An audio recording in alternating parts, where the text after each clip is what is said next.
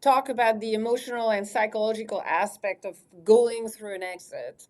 I would love to continue down that path. Do you have any advice for business owners to mentally prepare for this change? Because again, there's the whole process in itself, and then there is what happens afterwards. So any tip? If I'm a founder and I'm thinking maybe one day I'm going to get an exit and I'm starting to get big waves of stress, or I'm in the process and like suddenly the stress level goes even higher, like any advice on how to prepare mentally for this?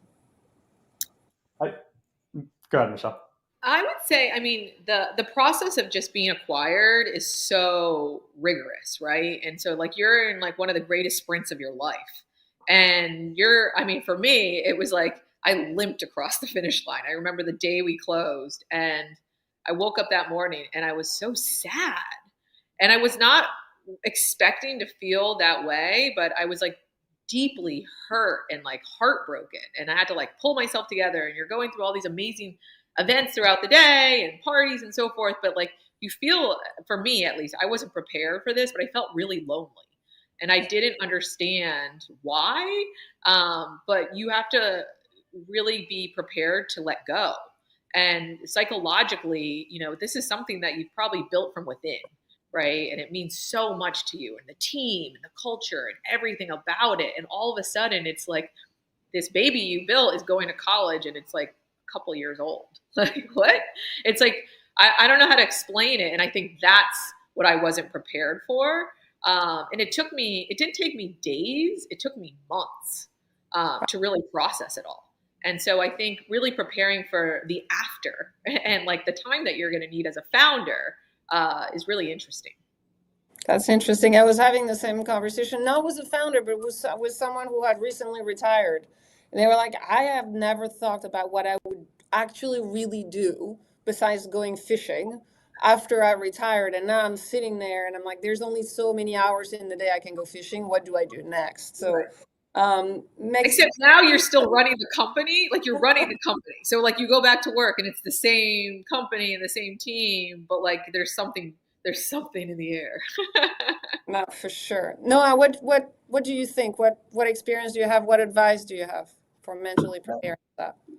Yeah, I think a couple things. One is just for the process, right? I think you have to understand, and this may not be true in every case, but for the vast majority, it's like the acquirer is there to get the best deal they can, right? And there's a pretty proven playbook of how people acquire businesses, and they generally draw it out over time. They generally re-deal during the process, and they just kind of like, to Michelle's point about limping across the finish line, like they know that this works, which is why they do it. And they're going to say, oh, well, like they just wear you down to the point they're like, well, now given this new information we have, even though we've been negotiating this for 9 months and already set a price, well, given this, I think we're going to have to give you a little bit less money. Right. And you just get to a point where like, I just want this over with so badly. Like, okay, fine. Like, but that's the whole thing. Like, you start to make concessions, which is exactly what the whole process is drawn out to do. So I think just understanding the process you're getting into, getting good advisors around you, whether that's someone actually helping handle the transaction or just good advisors that can help you through that process.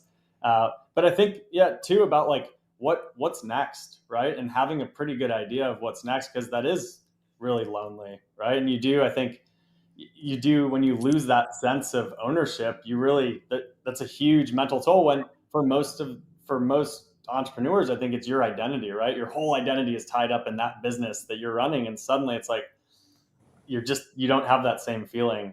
So just understanding like what is next. Maybe you are comfortable just taking some time off and taking it easy, but I think a lot of the people that I see that go through that, they have like a month. They're like, I'm just going to take like a year off, and it's like, I don't know, 2 weeks. They go do a nice vacation. They're like, all right, I'm ready for the next thing. What can I be doing?